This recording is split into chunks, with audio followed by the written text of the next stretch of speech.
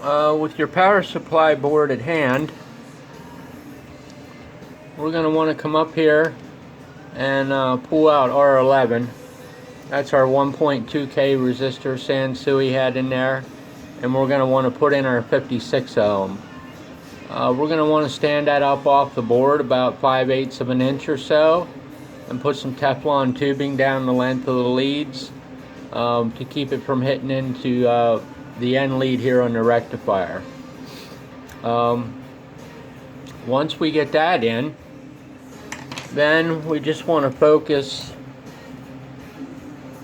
on taking out the existing 2 wires for the protection LED that's in it, and that's going to be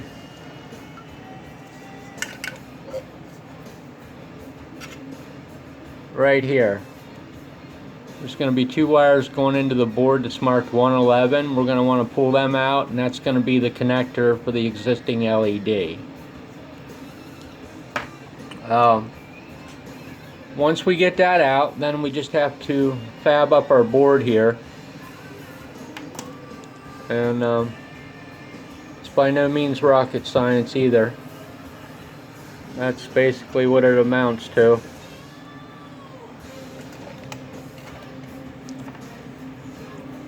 There's our read relay. There's our diode across the coil. There's 150 mic 25 volt cap setting. And on the back side, we got approximately a 5 volt Zener setting across that cap. Right there's our 150 ohm quarter watt, which jumps over here and hits the wiper.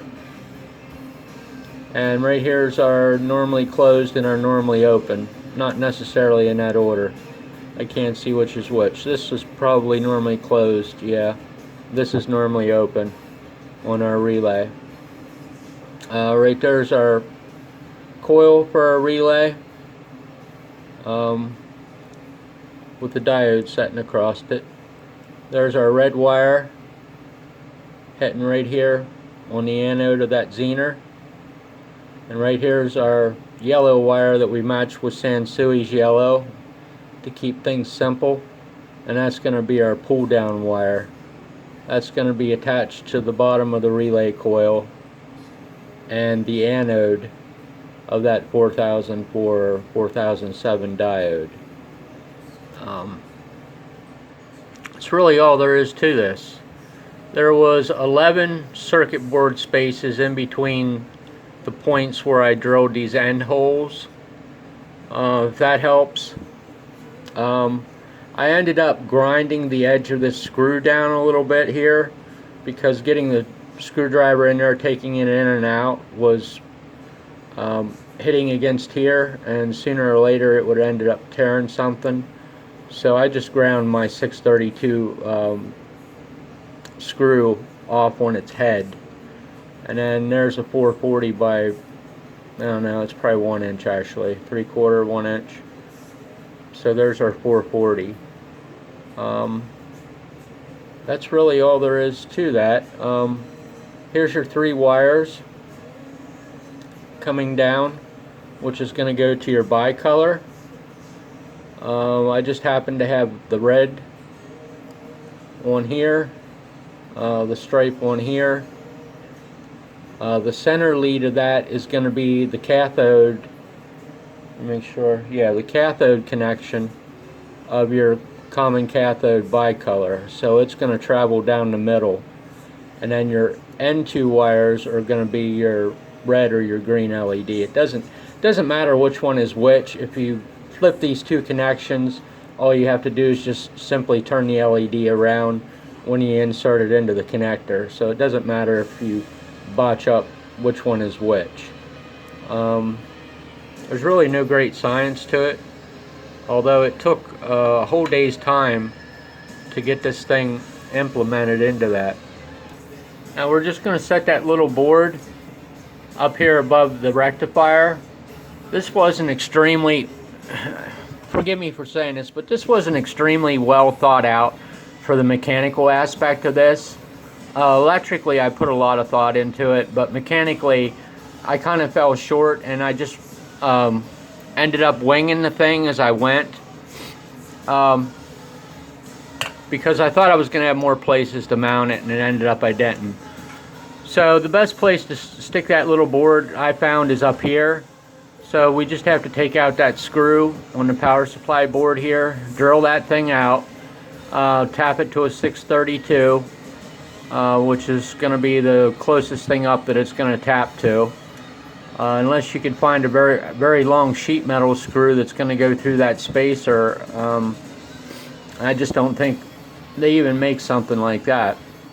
So I just tapped this out to a 632. This hole I botched up because it was going to run into the 117 connection here, the pad on the back of the board. So when I transferred these holes, I ended up just having to shift this up a little bit.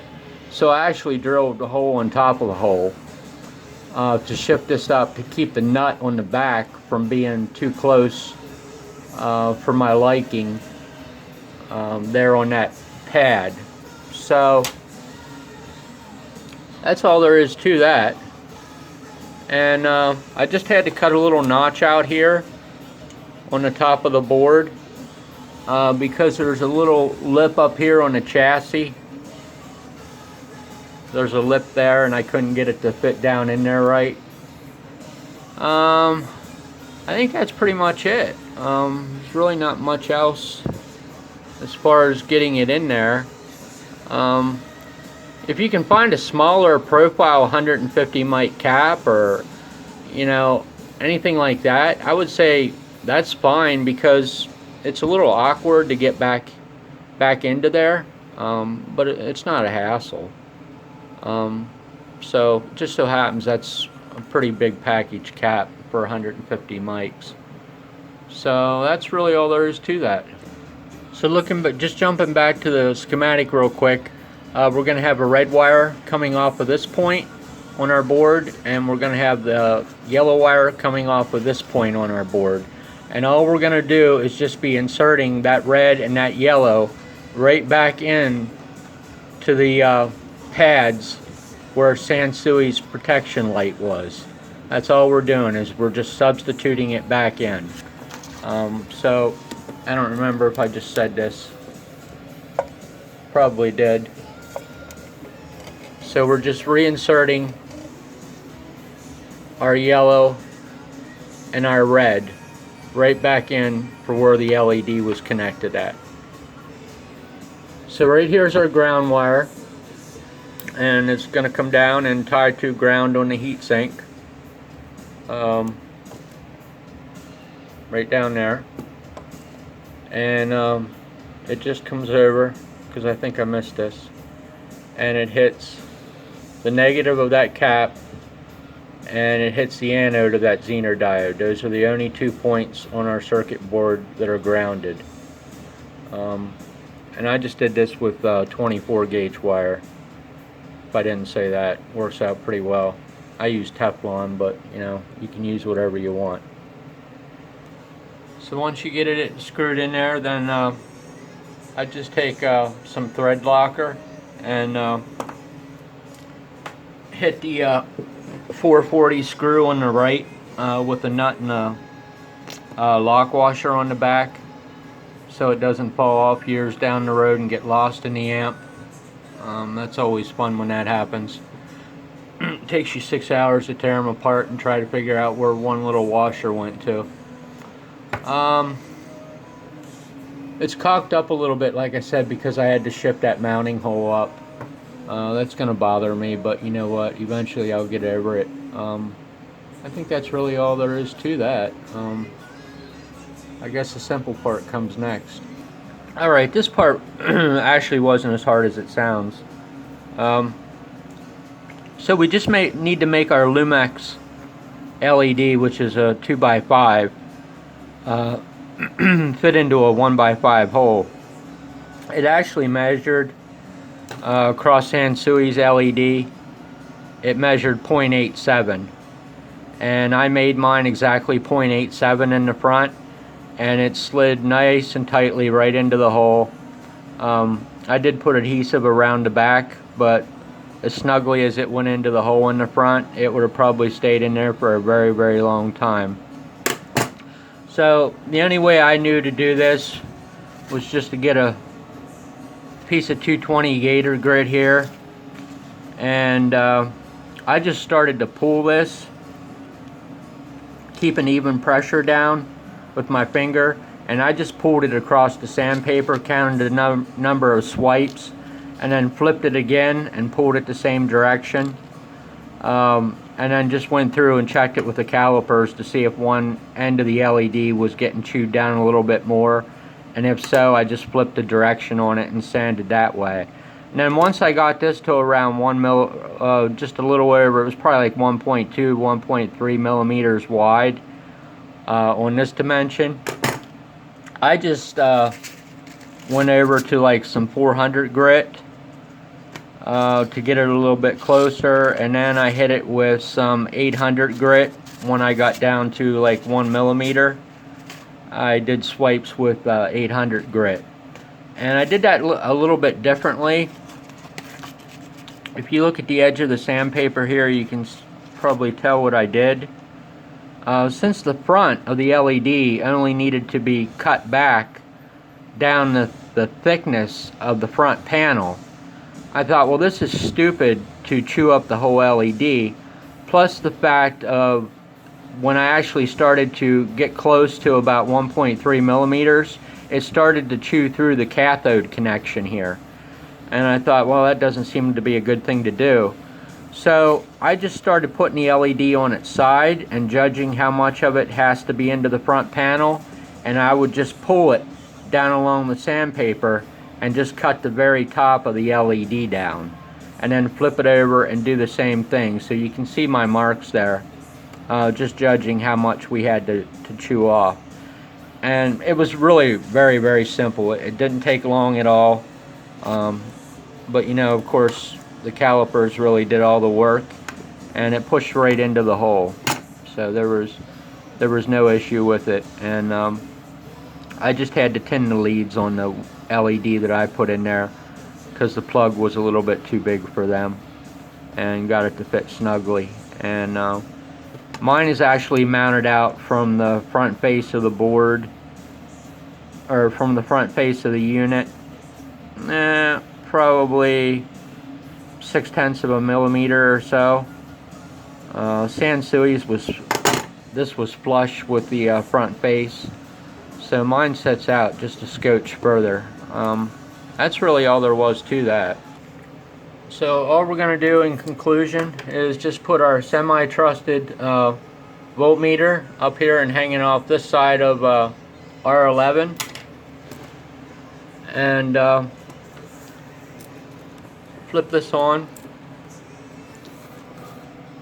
and see where our voltage is at.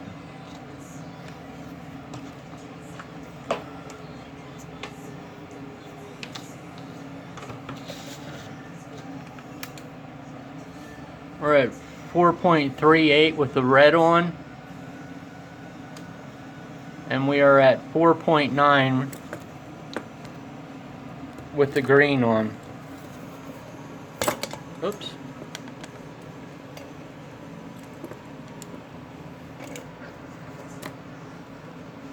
So that's what we got here. Basically 4 and 4.9. And I'll explain to you quickly why that is.